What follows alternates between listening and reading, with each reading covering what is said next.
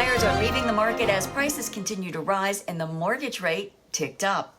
It's Friday, March 1st, 2024. I'm Kimberly Barton, a broker owner of Kinetic Realty, Maryland's indie boutique brokerage. This is the Maryland Market Minute.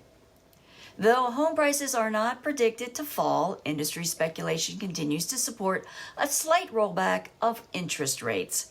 So buyers putting off buying will be buying at higher sales prices, but at a mildly lower interest rate. Intellect dictates that buying at today's prices would be a smarter move, with buying the rate down or refinancing when rates do fall rather than waiting for prices to continue to climb. Those buyers who bowed out last fall to wait for prices to fall have seen home prices climb 5.3% since they backed out. Inventory is tracking a bit lower this week, though more homes are poised to hit the market soon. 1,022 homes are coming soon, rising 18% from last week. 1,336 homes hit the market, falling 6% this week. 613 went under contract, rising 14% this week. 864 moved to pending, increasing 8%.